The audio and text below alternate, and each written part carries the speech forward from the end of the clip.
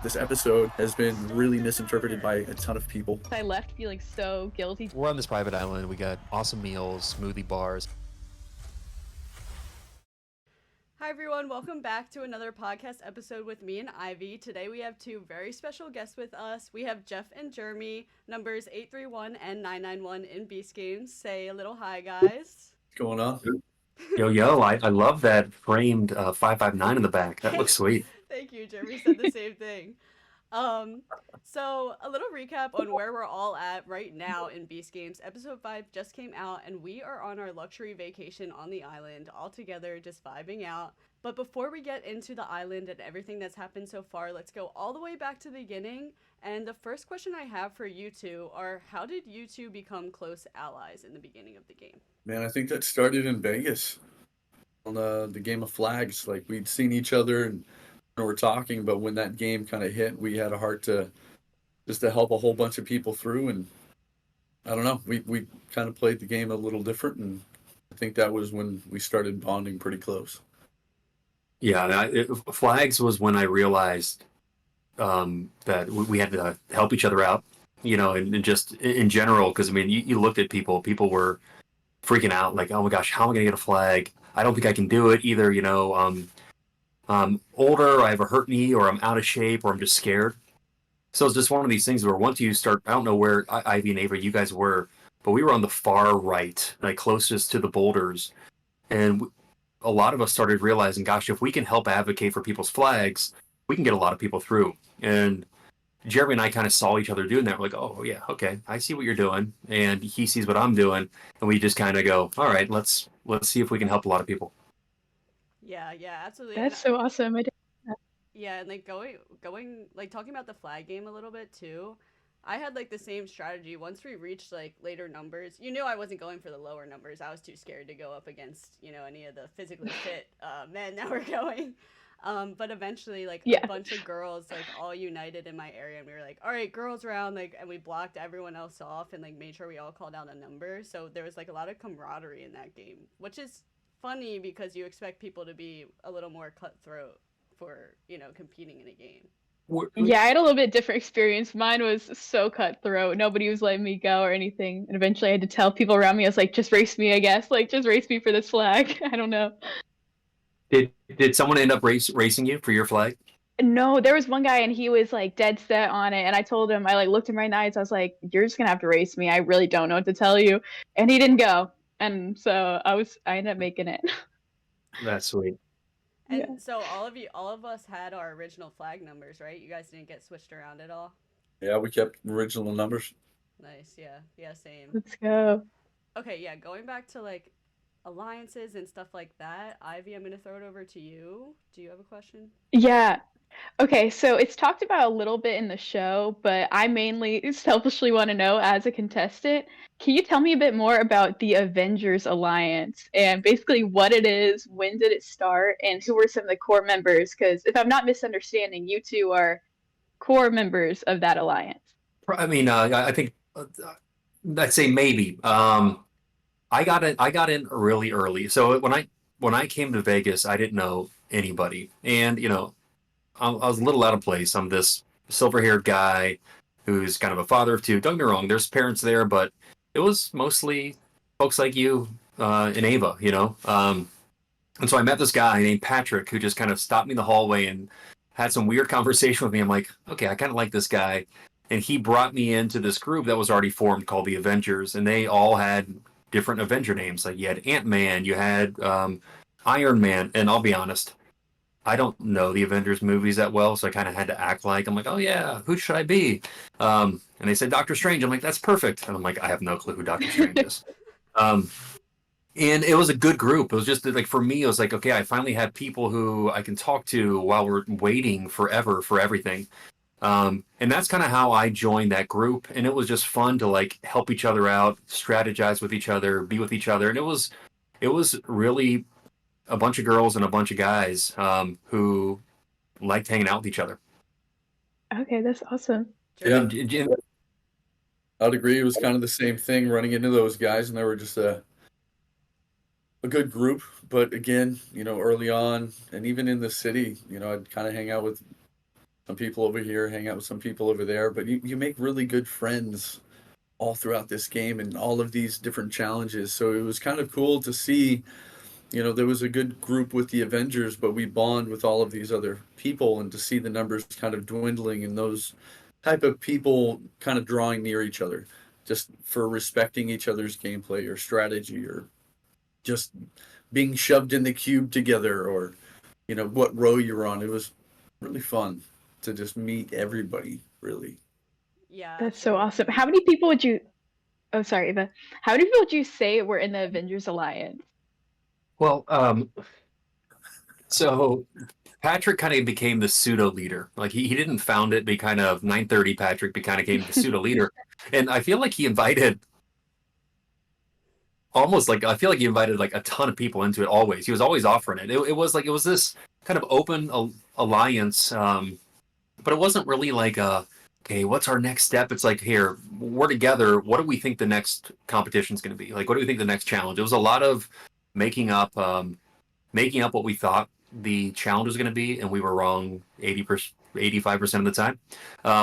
But I think to start, probably in Vegas, it was probably 12 to 15. Okay.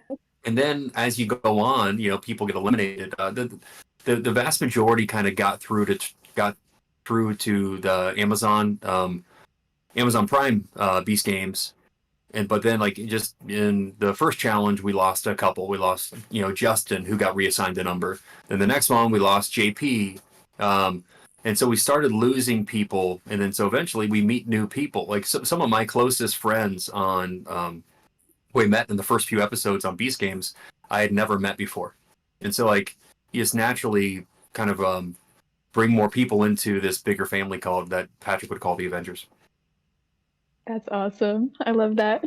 Yeah, absolutely. And like I totally agree with, we all started off, or most of us started off with alliances in Vegas, right? We all had our groups, and then one by one, slowly people start to get cut off and eliminated, and it sucks. And so really quickly you have to kind of pivot your game. If you're not too open of a person, you need to start talking to people, because you know alliances, even though in the early episodes that you don't think they matter too much, they do. Like, they do matter, even in a game of luck, so I think it was really important, in my opinion, to have an alliance. And talking about the Avengers Alliance, I loved you guys. Like, all of you were very friendly. You guys were very, very open. Obviously, Patrick was seen as, like, I say, like, quote unquote, the kingpin, because he was so strategy. Like, everything. He was always thinking about everything. I love him so much. But yeah, and So do I. right? Patrick, such a great guy. I didn't talk to you guys very much in the beginning at all, if any, really. And then I remember Jeremy. Once you became our leader, which we'll talk about in a little bit, we were all on floor 4 together, actually, which is crazy to think about. I was just gonna say, I mean, like when I look back on everybody who was on floor 4, it's like it is a great little crew. I Yeah. mean, it's and yeah, I'd love to hear your guys' take, because Jeremy and I have talked at it ad nauseum. Like, I was ready to go home. Oh yeah. Like, Yeah. Yeah, I was crazy. like, I was bawling my eyes out. I don't know if you guys saw me at all, but I was not okay. I was losing my mind. I went through grief. I went through like regret, and then I would stare off into the distance for like an hour and just be like, "There's no way I'm going home right now." I was so upset. It was so bad. But It was that's so early. I was gonna say it was so early in the games. It was just I couldn't. I did not want to go home that early, but I kind of surrendered to it. yeah, same. And when you think about it, like, if our floor went home that day, the game would be so different, you know? Because a lot of people on that floor ended up making it to the island, and it would have been a whole different vibe, I feel like, if our floor didn't make it. I've thought about that so much, by the Yeah, way. Like, it just, even if one different person made it to the island, it changes everything. And so it's just crazy how the way it happens, the way it happens. absolutely, absolutely. So, as we're like phasing into the episodes, talking about the episodes a little more, real quick, I want to bring up Jeremy. You were in past MrBeast YouTube videos, correct? Yeah. The first one I did was last to leave the circle for $100,000 for $500,000, and there was 100 of us, and that lasted 12 days. And at the end of it, they'd put our feet together and then spray painted the outline of it, and we ended up standing there for like 24 hours, and that ended the video. And then the top 10 from that video, we got a chance to go play tag at Bristol Motor Speedway, which is the largest racetrack in the country, which was pretty wild. Yeah, that's sick. It was cool. That's super sick. That's so awesome. So having your little past experience with MrBeast and like being in that type of environment, can you tell me like what type of mindset or maybe strategy or motivation you had coming into the games? Yeah. So going into it, again, it's on a scale like no other. We know MrBeast is going to go above and beyond, but he has that same energy and exuberance for everything that he does. So when I came into it, I wasn't going to let my adrenaline, get carried away. And I know the odds, going into Vegas, there's 2,000 people. So I'm just going in to play a game where I can be proud of representing who I am, that I'm not playing a dishonest game where I'm not trying to backstab people, but I want to lift people up and I want to have fun. I want to make real connections and make it as far along as I can with really cool people.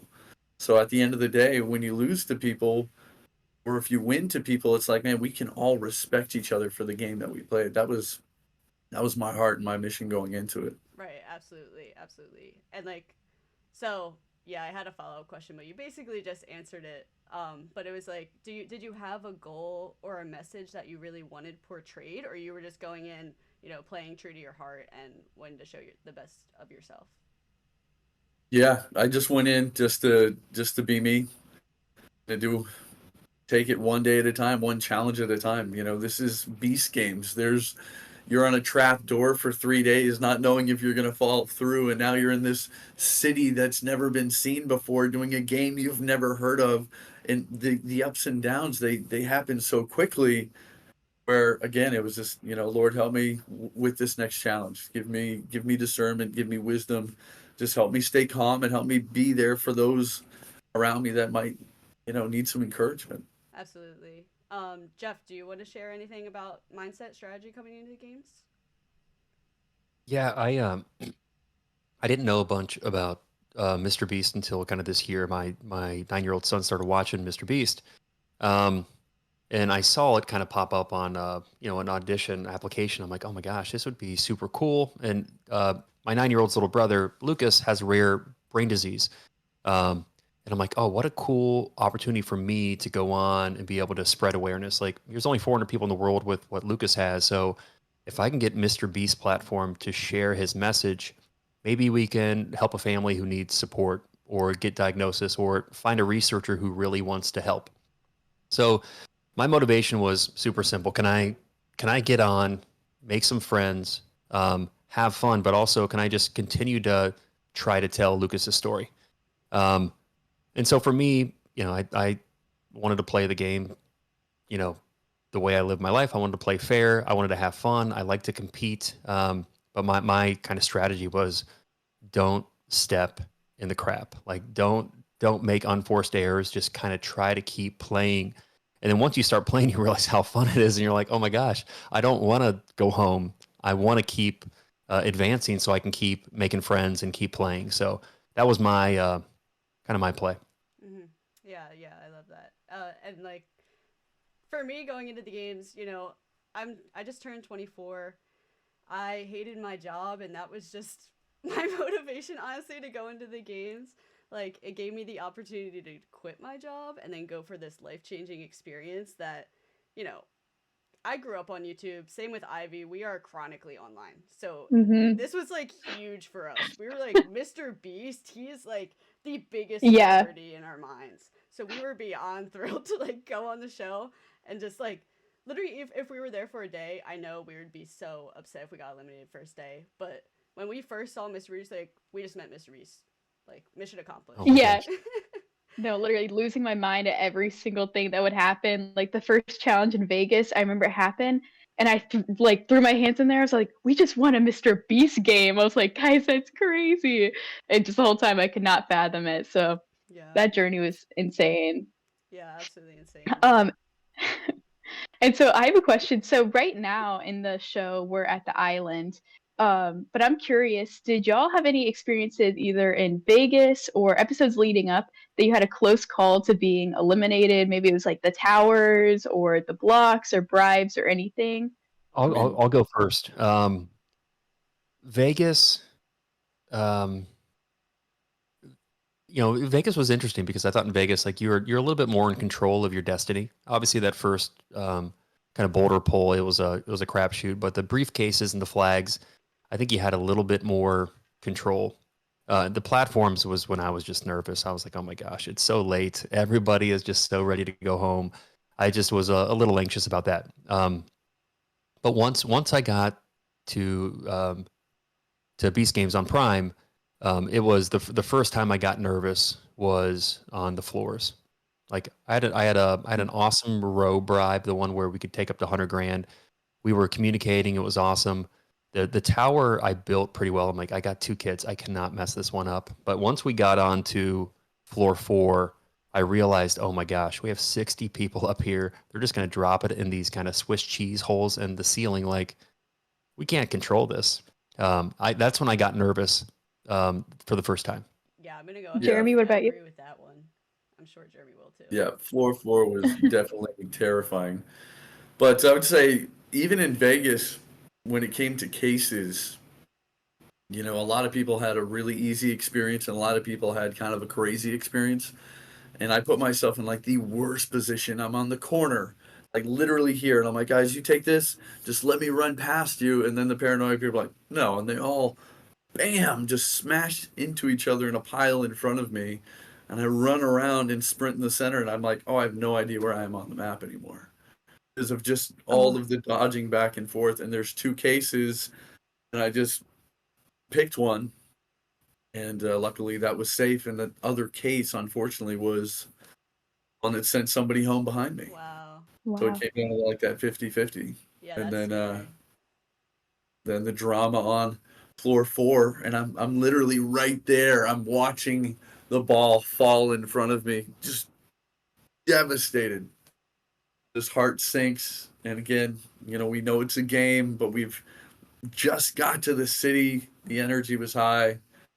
So it was a hard loss. But again, I was proud of our floor. Like, we all kind of try to stay together on it. No one was getting mad at each other. We're all just feeling it and doing it together, walking in that season. Yeah, and that really did bond a lot of us on that floor. Like just going through that emotional turmoil was really traumatizing in my mind, if I'm going to be honest. But it was a great feeling when they switched after the review and we won. Like, craziest feeling probably I've ever had.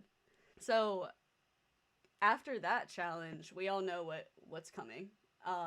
Jeremy was selected as our leader, and just to talk about that a little bit, was there any moment where you thought about taking the money? No, not even for a minute. Yeah, I really Again, like, didn't. I we had just, trusted you completely, honestly. like we bonded, and you guys had given me your trust, and the temptation wasn't there. You guys, it wasn't worth shattering everybody's dreams over. Like, I'm getting a lot of ridicule online. You should have taken the money. This is your competition, and if you really cared about them, you would have taken the money and just shared it with them. And it's like, no, if I would have eliminated you guys and split $1 million through everybody, I don't think anyone would be happy because you all just turned down $100,000 bribe to get to this point. This adventure meant so much to everybody that I wasn't going to take you out for my selfish gain. Like, that just didn't make sense, and Mm-hmm. I stand by that. And again, look at how many people got to the island that was, on that original floor. Like, so many incredible characters that I'm just loving watching just play their game. Yeah, absolutely. And like, in my opinion, our line, I don't think we had any other contenders really to like go up as leader. Because all I heard was Jeremy, and I feel like there was no debate really. Did you have a different point of view? Like, was there anyone else that volunteered? Um, there was one gentleman at the very beginning, in front of me, that said he was interested, but it was just really, really quick that you guys all started just saying my name, so I don't think he even had a chance to really pitch his story before you guys kind of brought me to the front. Yeah, yeah. And I think. And Go ahead, Jeff. I was gonna say, if my memory serves me right, it was Queen, and this happened again later on at the Choppers, where Queen was the first to yell Jeremy's name.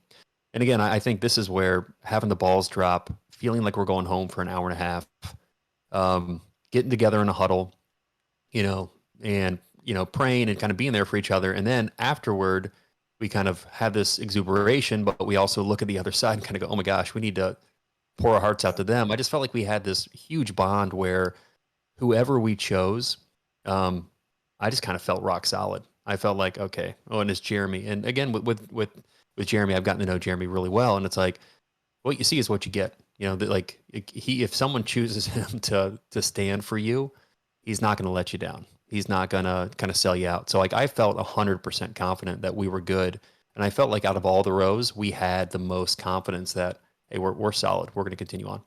Yeah, I agree. I agree completely. And it's real quick. I just want to touch on the topic of like when you led the prayer after.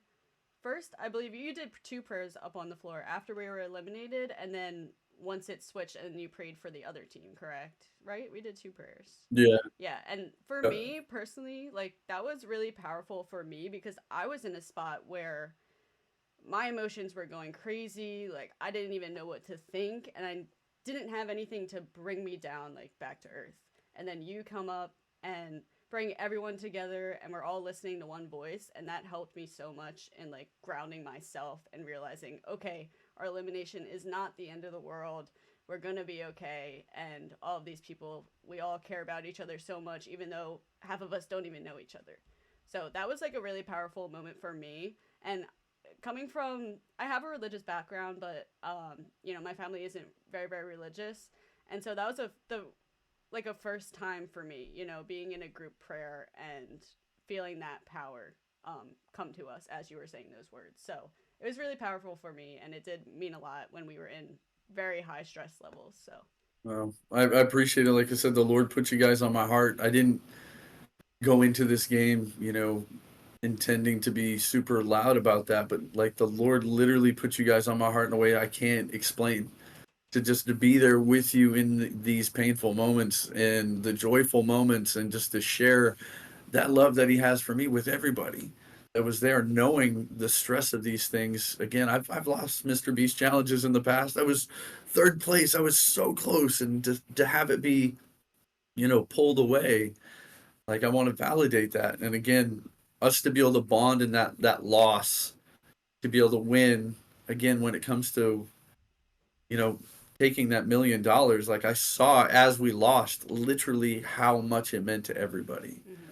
So it was just more solidification that like I could never do it, and was super stoked that I could help our team. Mm-hmm. Absolutely, yeah. So transitioning into episode 3, we find out no one takes the $1 million bribe. Ivy, do you want to get us started on episode 3? Yeah, so I want to hear a little bit first about you guys' cube and just your experience overall, like going in. What did you think it was going to be, and did it like just how you were affected mentally by it, and were you surprised by it, or just tell me about your experience and all. I'll kick it off. Yeah, when again the night before the cubes, we had that fun dance party where we had music. I think we had like a steak dinner. So like everybody's like, "Oh, the city, we made it through the first challenge." We cut in half to like 248 people. So everybody's feeling good. Then in the morning, like it's like a beautiful morning, like the sun's coming out.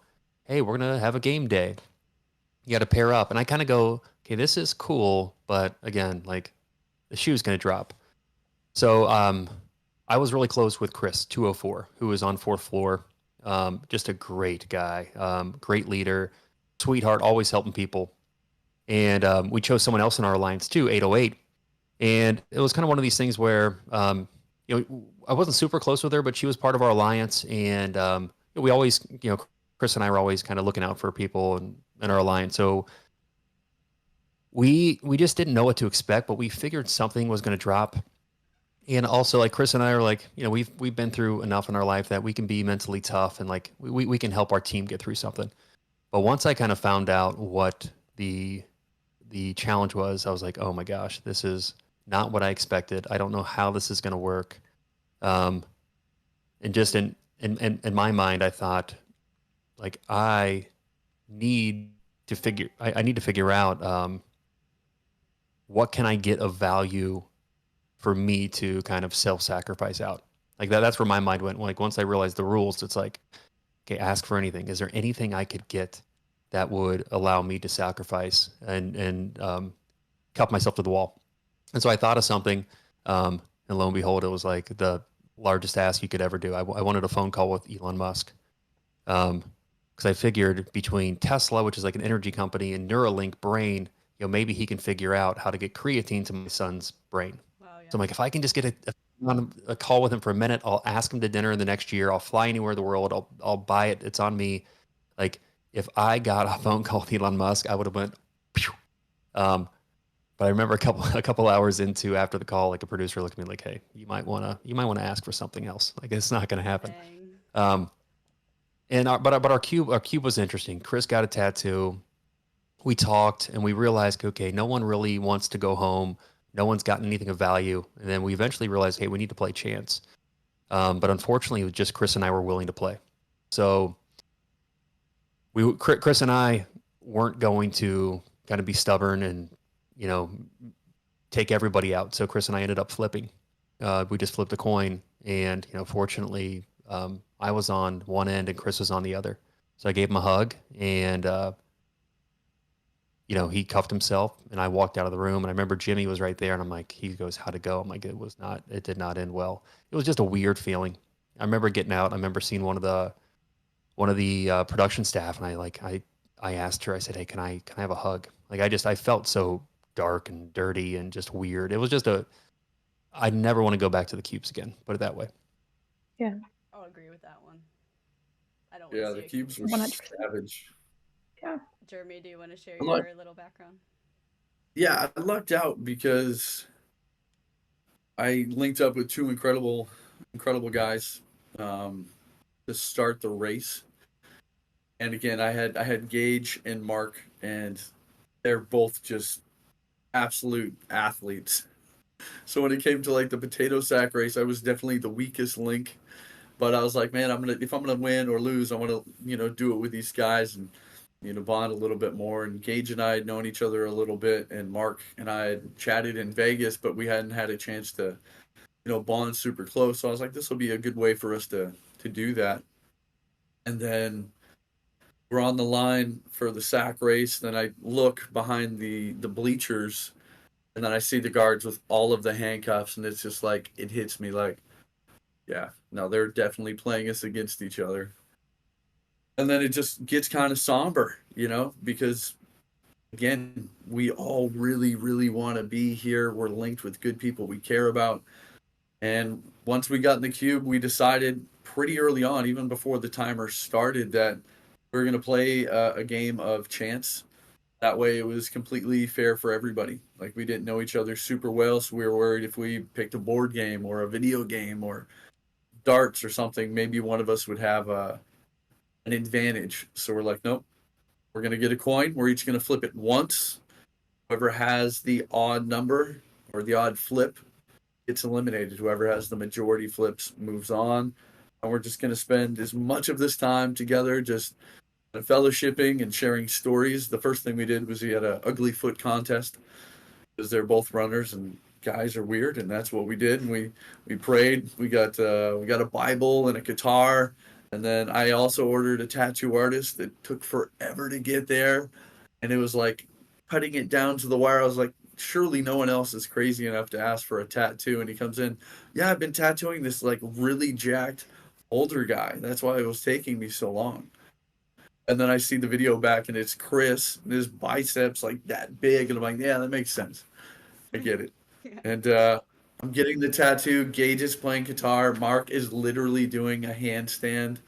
and I'm reading the Bible, and it's just this weird, kooky guys being guys and just, appreciating each other. We all shared our stories with each other. We cried together, we prayed together, we laughed together.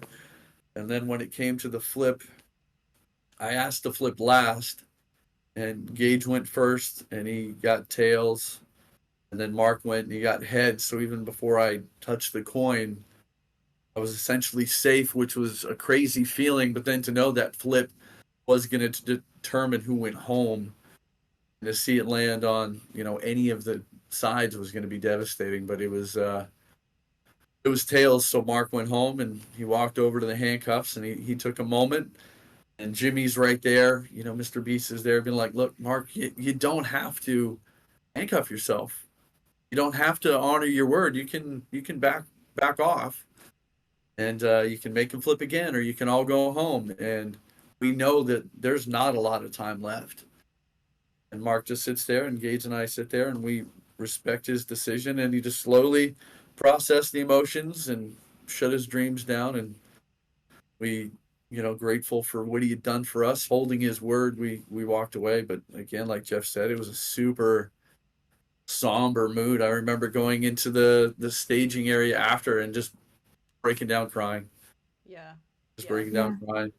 It wasn't a fun victory. Yeah, a lot of people had similar experiences to that. I know I did. We left it up to chance. We literally just spread out the cards. We all picked up a card and showed it to the camera. And ours was 4-3-2, and so Patty had 2 and she was eliminated. But we stayed until the last 10 minutes. We're like, we want to spend the most time we can together. Even though these are our last moments, let's make it fun. We got puppies, pizza, smoothies. Yeah, we wanted to have a good time, and that's why Good for you. it's scary. After watching the episode and also hearing Ivy's story, I know Ivy's box was a lot more intense. Yeah. Do you want to talk about that real quick? Just how you did it? Yeah, I can talk about mine a little bit. So my situation was I had made kind of this alliance with the hotel I was with before going into the games. And so a majority of us were all still in the game at this point. And so we all just paired up with each other. And so I got put with this man who had kind of become my Beast Games dad, and then another guy who was in our alliance as well. And we knew we didn't really want to leave it to chance because so much of the game at that point had been chance, and chance just kind of, I don't know, it just feels weird. So we ended up deciding to vote, and it was just very, very awkward. And so I ended up being the tiebreaker vote between these two men. And you just leave with this sense of especially I guess I directly chose this guy to go home. So I left feeling so guilty, just blood on my hands. I remember I walked out of the box and I just immediately started crying, and we physically bumped into Jimmy, and I was like, "Oh." I was like, "Hey, hey." And then he returned to the room, and everybody has this survivor guilt of moving on to this next round. And I feel like people at home don't really understand, we got so close, but they don't really show the aspects of how close you get within the show. But it was just such a crazy feeling, making it to that room and seeing people and not seeing people. So many emotions. Yeah, that holding room, when you walk in, and it's not like it's a nice room. It's it just has these curtains on poles, and everybody looks dejected. I remember Jordan 499 said, "Hey Jeff, can I talk to you?" Then he kind of looked at me like, "Oh my gosh, you look like you haven't slept for 4 days." It was just everybody felt dirty, and or at least I did. It was gosh, I can't believe you guys had a vote. And was there any question on the person who got voted out to cuff, or they cuff right away? We had he just immediately walked over. We gave him a hug, and he walked over and handcuffed himself, which I respect a lot because he obviously didn't have to. And I don't even know if I could say the same if I was in that situation and I got voted out. That had to be hurtful, So it was just very awkward to say the least. That was the first I've heard your story. That's really cool. Yeah. Man, it's What was crazy. the funnest thing that you asked for in the cube to help with the awkwardness? Oh, well, so we had asked for pizza, puppies, and I wanted a picture with MrBeast. And we only got the pizza, and we think they left us alone the rest of the time because of how awkward ours was. So nobody came into our room. They just left us to be uncomfortable. Oh man. Yeah, Yeah, that's so awkward. not Like too good. nothing to like break the awkwardness. Yeah, no, nothing. So definitely would not want to relive that experience. But so as you guys had said earlier, you two were Alliance members already at this point. So had one of you two gone home in the cubes, do you believe that the trajectory of your game would have changed, or how do you think that would have affected your strategy overall? Go ahead, Jeff. Kick it off, buddy. Yeah, I mean, it's funny because like Jeremy, I never really thought of you as, and don't take this the wrong way, like as an Avenger. You know, like you were friends with us, but like it was just like you were always doing your own thing. You know what I mean? Like you were always mingling with a bunch of different people. So, um, obviously at that time, the closest person to me was who I was in the cubes with. Well, there was two. I mean, Patrick and I were always close since Vegas, and him and I, had a fun little relationship. He was like a little brother to me. But Chris 204 was like who I was like really close with. And then you kind of look at every challenge. So the last challenge was fourth floor, and we go through that with Jeremy, and then you connect, and then now you have 3 challenges to watch and not have to worry about getting eliminated. So you're getting closer and closer to the people on your floor. So he and I got close, and I'm like, yeah, it's you get in that room and you look around and who's there, like who's going home. And I remember seeing 251 Harrison like waving to people, and I'm like, what? Because I got to know Harrison pretty well too. He was in my bribe row. I sat next to him for 3 hours on a bus. And so you just kind of like have these feelings of who's going home, and it's heartbreaking. So long story short, if Jeremy went home, yeah, I think, it would certainly change things. But things changed because I had other friends who went home. Like things changed when Chris went home. Like I literally, I don't think I ate for a day and a half after the cubes. Like it was just one of those, I just did not feel myself. So like I think losing dear friends, Matt 851 was a dear friend who I lost in the cube. It does change everything, but that's Beast Games. Yeah, I would agree. It's that such wild games that you can never really predict who's going to be there and what the next stage is. I do think having strong friendships is really important, having just those bonds, because again, like we've mentioned time and time again, like there's so much that just kind of happens in between each challenge where you're connecting to people in a real way, and these people that are around are pretty much the only people in the world that understand this type of stress, this type of environment, that type of gameplay that you're trying to play, or person you're trying to be. So to have people like Jeff, him and I were close. Anytime we were in a situation, we knew we could trust each other. There's that nice strong bond where, yeah, it would have been devastating if Jeff went back, because fast forward through a few episodes, and he's someone that I definitely wanted to make sure that got brought along, because I love his integrity, and I love his heart as a father and his mission to help find a cure for his son. So I knew that early on I wanted to do whatever I could to kind of help enable that journey. So yeah, my game probably would have changed if Jeff went home, for sure. And so now transitioning a little bit into episode 4.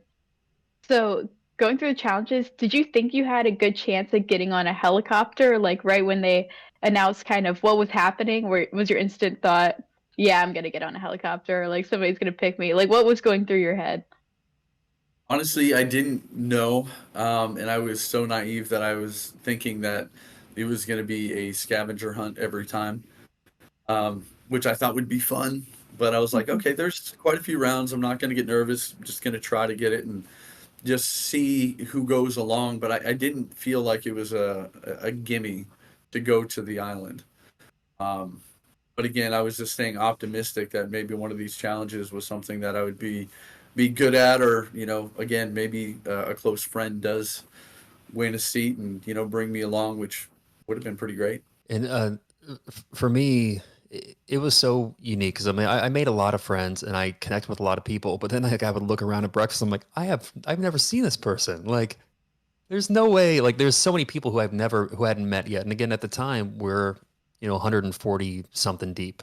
So there's still a lot of people that, maybe you've not talked to. So I would go back and forth. I'm like, hey, I feel really good. I've made some great, I'm a competitor. I'm going to fight to get a ticket, and I've made some good friends. But the other end, it's like, there's a lot of people I don't know.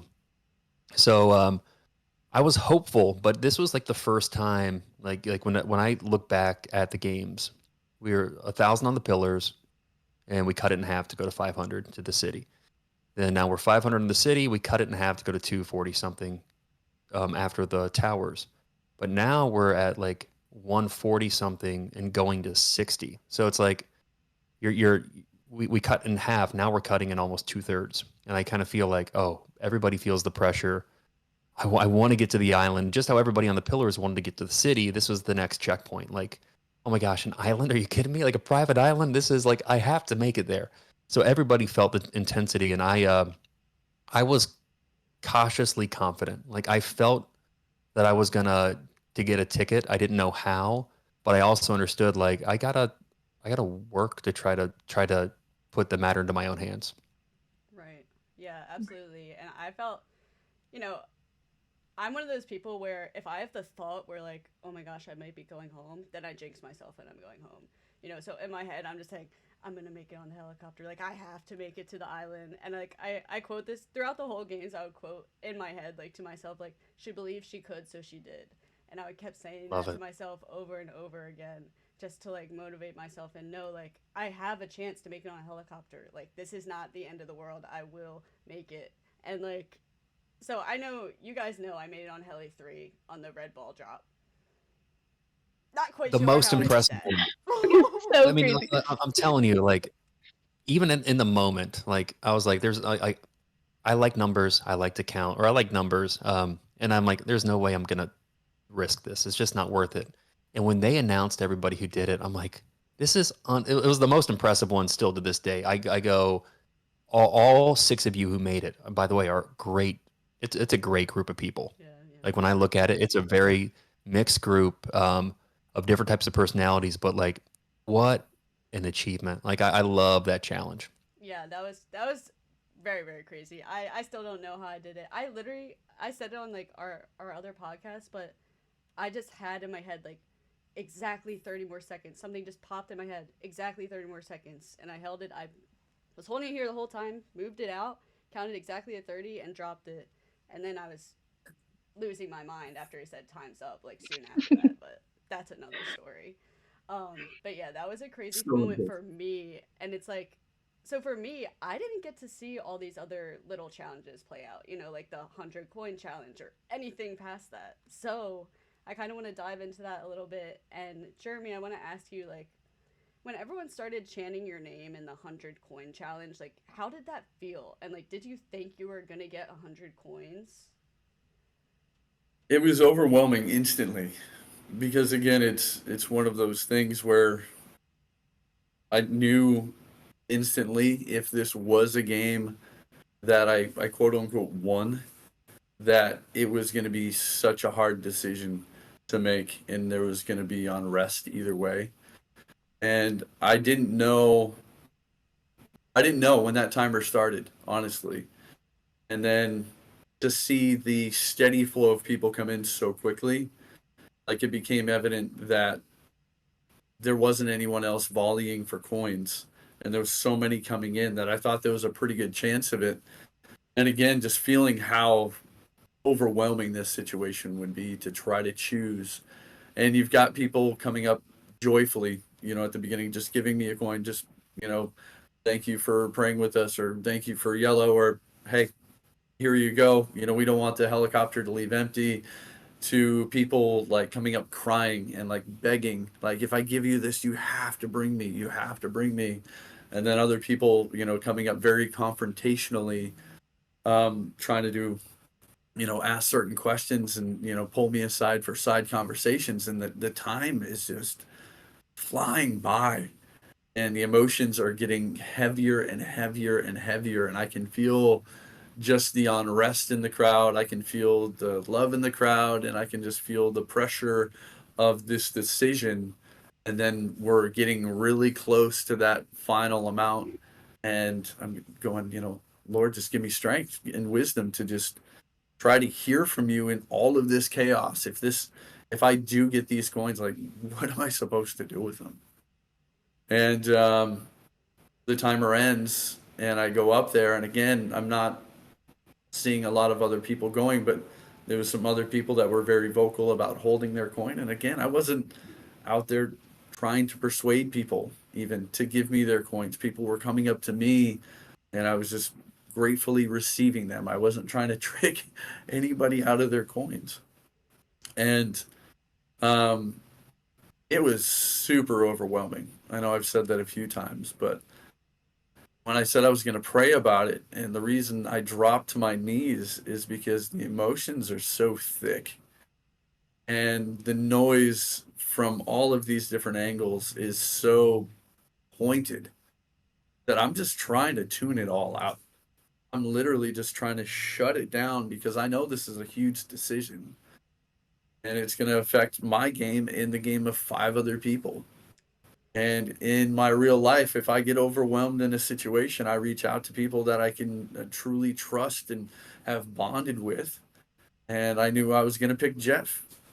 And I knew I was going to pick Gage because Gage and I went through the cubes together. We just talked about how profound those moments were and the way Gage and I were able to balance that stress of that situation together really made it apparent to me that that's a man that I would like here, a friend that I would like by my side to help kind of carry this load. And same with Jeff. Him and I bonded in Vegas. We've seen each other's games. I'm a father of 4. My heart goes out to his family, and I love his cause so much that it was put on my heart early on. Anything that I could do to kind of just help lift this cause, I wanted to be a part of it. And again, trusting their character, there's a huge call in the crowd that I'm not going to take a woman because I was intentionally not going to bring a helicopter full of ladies along because I love my wife and I know the internet and I don't want to leave room for misinterpretation. Just as this episode has been really misinterpreted by a ton of people, calling me a cult leader and some of the nasty stuff online. I would rather have that be pointed at me than someone putting my character in question saying, well, why did Jeremy take those 4 women along to this island and say inappropriate things? It's not that I didn't have bonds with a lot of the women there, but that was my intent. And I also thought by bringing in 2 others that I trust, if I give them free choice without persuasion, Jeff, pick whoever you would like. Gage, pick whoever you would like. If it's on their heart to pick a woman, they can pick a woman that they believe is they want to bring along. I'm not trying to persuade them. I'm not saying pick this person, pick that person.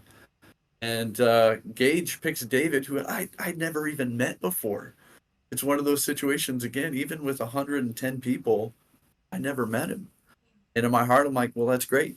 He's brought someone that he wants along. And Jeff picked Patrick, which was comforting to me because I do love Patrick. He's just this ball of energy, and he loves playing this game more than anybody else in the world.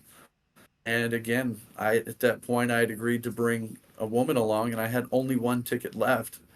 And I put the one that the Lord put on my heart. And Daphne did stir the pot earlier that day, but she is someone that is true to who she is, and I'd seen her character play in other situations and wanted to just show her grace. Again, she'd made a mistake, and again, we can call it a mistake, but it is a game, and she played a game that a lot of people didn't respect for that. But again, they turned, and you see in these episodes, they do the same thing. They're playing a different game, but I don't know. I wanted to show her that just love and grace of that forgiveness right away, and it was heated, but I still stand by kind of what I did, and it was an intense game. Yeah, for sure. I couldn't imagine if I was in your position. That's Mhm. incredibly hard, and how the game's set up, everyone's pouring their trust into to you, so they're all expecting you to pick them. It's like it's impossible to figure out like who you're gonna pick. You can't make promises. Like I would be very overwhelmed. And when you were watching the episode back, did you feel like all the emotions you were really feeling and everything that you felt like you went through was portrayed in the episode. Like, did you feel attacked like that with how hard people were coming at you? It was interesting because I felt the heaviness of the situation right away.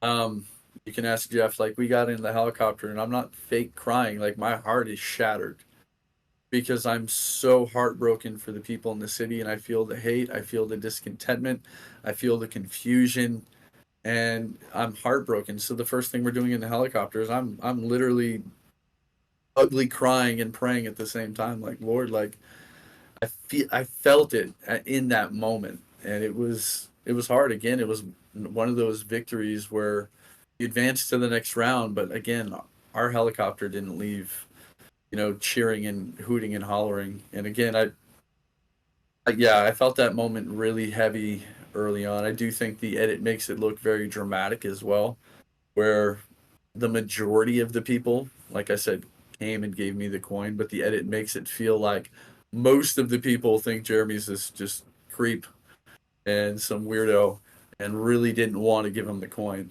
So it's interesting, but again, it's TV. Yeah. They're entitled to do their edit, and again, they did share me praying, and he shared me talking about my reasoning of why I chose the way I chose, to an extent. So, I'll Yeah. take it.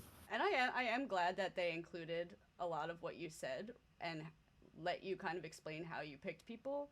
I appreciate it. Yeah.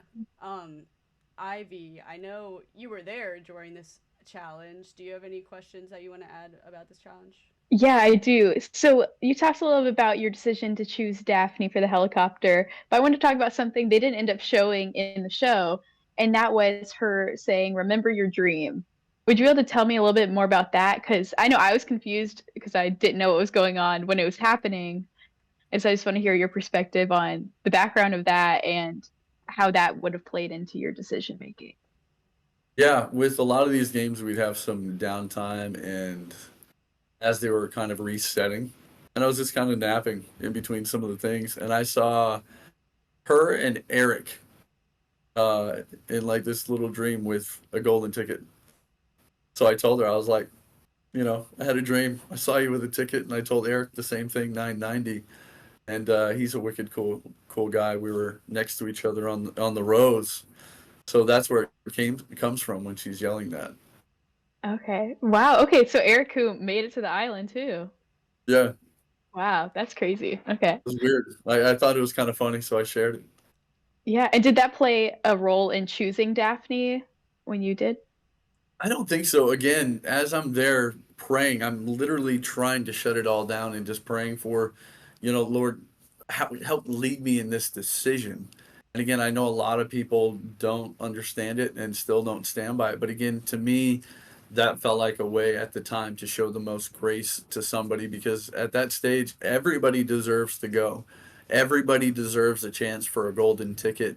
And again, even though her reputation at the time wasn't the best, I just wanted to show grace because again, she's a great person. She's a great competitor, and I wanted to stay true to my word and bring a female. But that's where the Lord led me. So that's why she got the ticket. Right. Well, that's awesome to hear your perspective because, like, I just can't imagine being in that situation. So I like hearing how I hadn't really thought about that you called up two people you knew you'd want with you and, like, just that mentality. So that was cool to hear about your perspective on doing that because I cannot imagine being in that situation. Yeah, it was tough, but again, I was grateful that Jeff and Gage, took some of that responsibility. And early on in the game, it was one of those options where people were asking if I could give the coins away, but the timer's going so fast, and towards the end, we didn't know if we quite had 100. So to even contemplate it at the time didn't make sense. But that's where the idea started coming to me, where it's like, as I'm praying, like I can divide this. And I told Jeff that day, I literally almost gave him all the tickets to hand Wow. out. But again, as I prayed about it, I didn't want to just drop that responsibility on him, because again, it was a heavy choice. There was no winning. Again, even giving two people a chance to pick whomever they wanted, that didn't happen in any other helicopter. Everyone else just picked whoever they wanted. They picked their top 5 friends. I didn't. Again, did Jeff pick a friend of ours? He did, but I didn't tell him to. If I would have won like the scavenger hunt, maybe I would have picked differently. I'd have been like, I've earned this. I'm just gonna pick the top 5 people that I want. But again, since it was given to me with those tokens, it was that weird kind of set up to lose situation. Right. Yeah, like you're gonna create enemies either way. No matter how you picked, someone would Yeah. have been upset. So it's like it's a lose lose Mhm. for you, even though you're making it to the island. Like it just puts you I in mean, a bad again, we situation. made it to the island. That's the exciting part. Hmm. So how did you get on the island? Oh, so I got the 5th seat on the last helicopter. I was on the platforms where you had to get the coins, which was crazy. I had given up all hope of making it to the island at that point. I remember I was like, well, going home after this, gonna be getting on the bus in 10 minutes. And so I was just in complete disbelief that I had gotten the coins and made it to the helicopter. Second to last. That's awesome. Yeah, it's crazy. Yeah, that's It scary. it was so cool because I mean, Ava, to your point, like once you are on a helicopter, yeah, you see people show up to the hotel and you kind of see them come in, but you really don't see how it happens. It was watching this episode was so neat to see how people got on, and yeah, it was awesome. I mean, it was an interesting one, at least for me. Like, people have asked me, "Hey, did you know Jeremy was going to choose you?" I'm like, "Well, I thought he would," but then again, like Jeremy um, has processes that are a little kind of unique, and which one of the reasons why I love him. Um, but like, I didn't know what was going to happen, and like the fact that like people are like, "Oh, he picked all of his friends." Like, I only knew Jeremy and Patrick on that helicopter. I didn't know David 858. I didn't know Gage yet 974, and I only knew Daphne because of what happened in the ball drop. And I remember her on floor 4. She was like, well, everybody was freaking out and kind of being manic, and she was like, "Hey, have fun." And so that was my experience with her. So I only knew half the people. So it's just it was one of these weird challenges for me where we went forward, we got on the helicopter, but the helicopter was like, no one, like everybody's looking around like, are we supposed to like feel sad or happy? It was a super weird feeling. Right. Again, with the survivor guilt, like that we had experienced with the cubes. Like you're leaving all these people, but you're so excited to be moving on to the next round. It's a crazy feeling. And the tension is so high. Like understanding, it was getting dark. This is the 4th helicopter. So after this, we know that there's only, so that's 24. There's 36 seats left and still 100 and some people. Like people are freaking out because they're going, oh my gosh, now I have a 1 in 3 chance to get on the island. Um, and so that was the perfect kind of cliffhanger for the night. And this is the Beast team knows exactly what they're doing. It just everybody's tensions were high. Anybody I talked to who made it to the island, like, yeah, it was not pretty that night after you guys left on the helicopter. Definitely not. So last thing about the helicopter, real quick. Going to Jeff, when you chose Patrick, did you know like you were gonna choose Patrick? Were you trying to decide between other people, or what was going on in your head? Yeah, it was. There was 2 people that I was like that were right in front of me, like that I was thinking, and like, and again, once Jeremy kind of said, "Hey, I'm going to give you a ticket," I'm like, "Oh my gosh, okay, thank you." And it's like Sophie's choice. So the first one was Maddie 852, who she's kind of a mother of 4, awesome. Really got to know her and was you know, she would. We just have a lot of shared values, had a lot of laughs, and I was like, oh my gosh, like she became a quick, fast friend. The other was Patrick. I mean, Patrick was the first one to kind of bring me into the Avengers and kind of like, I felt like, oh man, like I have some friends here back in Vegas. So for me, it was kind of, one or the other. And there was a part of me that kind of goes like, I need to I owe it to Patrick. He brought me into the group. I have to pay it back. But there's another part of me that kind of goes, Patrick will figure out how to get on. Like, it's Patrick. Like, he'll get a ticket.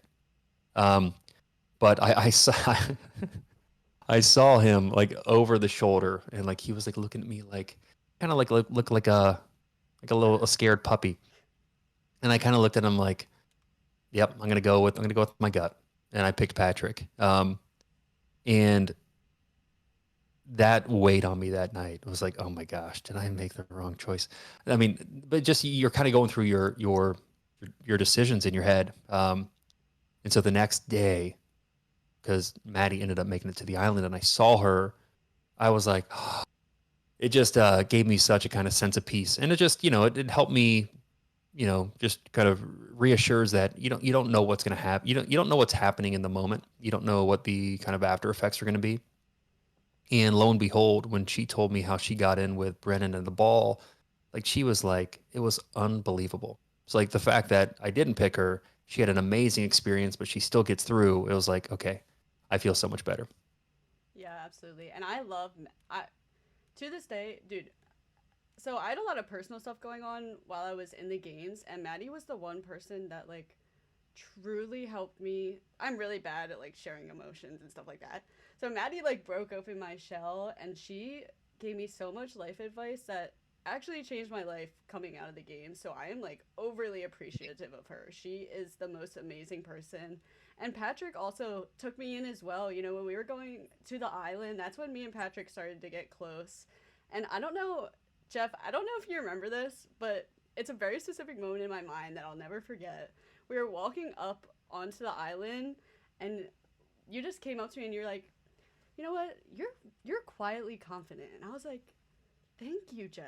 Like that means so much actually, because we didn't really have conversations prior to that, really at all. And then you just shot me with this amazing compliment. I was like, oh, okay, hype me up there. Like it made me feel so good. I don't know if you remember that, but I will never forget Well, it. well, I remember I remember like always seeing you. You were always like happy and like also, but like not like over the top. It was always felt real, but you're also connecting with people. You just again, someone who's got a lot of life experience. I'm in my 40s. I got two kids.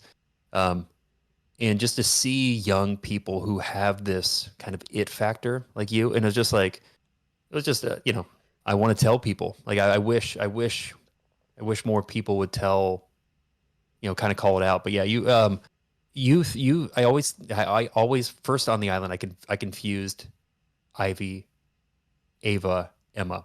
It's like, okay, so many vowels, like I can't figure it out. So once I finally kind of figured out like who's who, um, I just, even you three, I know you guys are all very different, but just awesome personalities. So anyway, yeah, I remember that moment, or I remember talking to you about that, but I didn't know exactly what it was.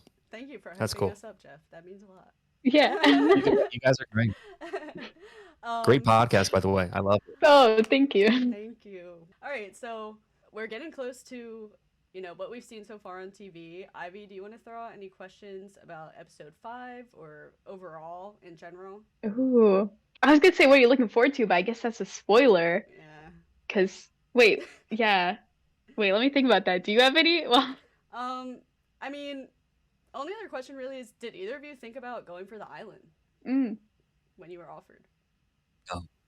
No. Well, I mean, no. Like for me, I remember somebody told us like, oh my gosh, like back at Cubes, like, oh, this is so and so's favorite episode. This is episode 3. Like someone heard that. So in my mind, I was just always doing math. Okay, so if that's episode 3, that means helicopters episode 4. That means the islands episode 5, and there's 10 episodes. We're only halfway through. Like I'm not ready to go home halfway through.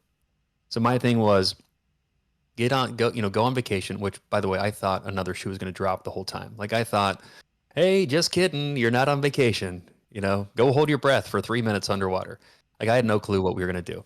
So but once I kind of did the math, I got to go, okay, 1 out of 52, like I have a 2% chance of like getting to the end. This is sweet. So like um and I looked around, like there was just so many good people. Like the island crew was awesome. I mean, it was just so good to get to know everybody. Like again, at the end of the island, I'm like, I've talked to everybody. I know who everybody is. I know their numbers. Like I know a little bit about them. And so for me, it was there wasn't any kind of second guessing that not taking the island until I saw that helicopter fly by, and we saw the challenge. I'm like, oh my gosh, that would be awesome. Yeah, I agree. I was like the same. I wanted to see how far I got in the game. And, Timothy and Larrick were both on my helicopter, and they were like, "We're going. Like, I'm doing it." And I was like, "All right, well then, that completely. I'm not gonna do it if you guys are going, because I don't want to go up against them, you know." And I wanted to see how far I got, so and I also wanted a vacation, so I just knew I didn't want to go for it. Jeremy or Ivy, opinions, thoughts? Yeah, I mean, kind I of. knew I was not taking it. Oh, sorry. No, no, go ahead. Ladies first. Oh, I just knew. I was like, there's no shot I'm fighting for this island. And I had the reverse Jeff, where when I saw that helicopter with the Navy SEALs, I was like, good thing. I was like, good thing I'm not there. Oh, Yeah, I didn't really want to compete for the island. I wanted to go as far as I could. And again, some really, really stellar people kind of stepped up to compete for it, which was amazing to see. But I did have instant FOMO, like when that helicopter went. I was like, oh my gosh, that was like the first time in the game where I was like, I think I made the wrong move. Or I should have stayed. Like that would be so much fun. But yeah, so I had some FOMO there. But then the vote came up and I was like, well, maybe that saved me. So I might have got voted out like Yeah. Eric, unfortunately.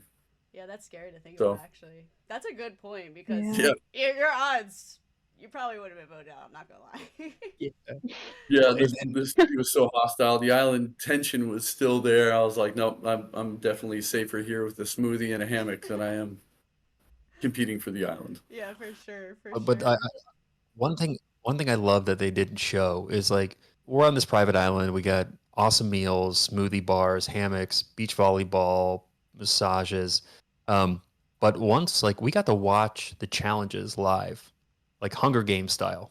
Hmm. And like so like for me it was kind of like, hey, everybody gather around, and we have this giant big screen, and we're watching the live feed of these challenges, and it's like I loved Hunger Games, and it was like I feel like this is Hunger Games. Like this is crazy. And I remember there's a couple times where bad weather, the feed was going in and out. I'm like, no, like I gotta watch this. It's like I thought it was really cool to watch it live, but Hmm. like watching the episode was awesome. Like this, like for me, this was a fun episode to watch. Really good character development. I liked all those people. There's a couple I didn't know very well, but I got to know kind of. I've got to know since whether DMing or kind of at the premiere. It's just like that was a really cool group of people who competed for the island. Yeah. And for me, like, I'm obsessed with Survivor. Patrick and Maddie know this. Like, we were in the pool, the fantasy pool or whatever, talking about the final, whatever. So I was living out my Survivor dreams, like doing the vote off and like going up to the camera and opening it up and putting it in. Like, I was having the time of my life. It was so fun, and watching the live stream made it so much more intense. But also, like, watching the episode back, we didn't have audio really for like most of the challenges Yeah. when we were watching it. So we didn't Hmm. really know like what was being said, what was going on. And so that was really interesting to see watching the episode back now that it's out. Yeah, no, I loved watching it. It like was the first time I watched a show where I fully feel like I'm just watching a show, because like I was like just paying attention to their stories and seeing things we didn't see. And then when they would show us, I was like, oh wait, yeah, I am in that show. Like that's Oh, crazy. totally. But it was so entertaining to watch. They did good. I wish they showed more of what happened on their side of the island in between the challenges. Like, Hmm. were they, negotiating stuff over ping pong or, sitting by the fire eating way too many, feastable bars and, you know, bantering about different games. Or I wish we could have seen some of that. I know they highlighted the storm, which I thought was cool. I think like people need to understand like that storm was wild. Yeah. Like that was pretty fierce. I remember sleeping out in the hammock and I'm like, oh, I should probably go inside. And then looking at their little setup, I'm like, man, they didn't really have much of a place to go. No. They just got beat up all night. No. Yeah, they literally had curtains that were like Yeah, I blowing cannot away. imagine. Yeah. Oh That my storm gosh. was crazy, but I agree. Like, there was a lot going on the island. Like a lot of character development there, a lot of drama starting to arise. So I'm surprised that more of it isn't really included, because there's just a lot going on, and I feel like there's a lot that could be talked about what happened on our island. But I understand that it's TV, and you only have so many minutes in every episode, so not everything can go in. Well, I guess we've reached episode 5. I guess we're kind of at the end here. Is there anything else that you guys really want to add or something that you want to speak on? I'm also gonna roll out the red carpet for you guys, kind of like Hot Ones. Have you ever seen that show? I don't know, Ooh. but anyway, rolling out the red carpet. Shout out any of your social media channels, any upcoming things that you guys are planning to do. Take it away. Yeah, we're actually going to be teaming up on a Ruck across California. Here soon, we're going to be releasing the dates and the route, and we're doing this to raise funds and awareness to Lucas's condition and others with CTD. So you could probably keep along on our social media to kind of track that adventure as it unfolds. But I mean, as far as things that I want people to be seeing, again, the story's the same. I want to lift Jeff's cause up, and let's see if we can help these kids. Love it. Yeah, I'm excited. Yeah, thanks for stealing my thunder. No, we awesome Ruck coming up. So we're going from one border, the kind of the eastern border of California, all the way to the coast. So from, we'll start kind of in Death Valley and end up on the coast of Southern California. A few hundred miles, and it's going to be a ton of fun. It's going to be hard as hell. But yeah, the ultimate aim for me, kind of signing up for Beast Games, was to help raise awareness and raise funds for a cure for my son Lucas, and there's hundreds of others like him. And it started before Beast Games. It's going to continue on after. But Beast Games has been awesome for me to be able to kind of share his story more and kind of lift it up. So look for us there. You can find me on Instagram, legacy.831, or on YouTube at legacy831official. Awesome. And Jeremy, say your Instagram. Jeremy T. Grant on Instagram. Okay, awesome. Actually, Jeremy T. Grant. Right. Yes. All right. So everyone, make sure you go follow Jeff and Jeremy on Instagram. Watch their YouTube videos. They came out with a couple so far. Look forward to their Ruck. It's going to be a really awesome event. That's going to be really cool. Thank you guys so much for watching. If you guys enjoyed our collab, make sure to like this video, comment down below any questions you may have, and subscribe to our channel. I guess that's it, guys. How about we all say bye? See ya. See you later. Bye.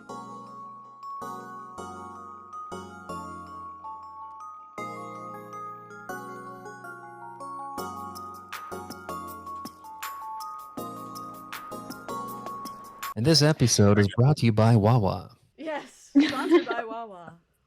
Coming from Wawa, Ava. I So need good. that sponsorship. I need it, Jeff. You're going to get it. I really believe it. Dude, that'd be crazy.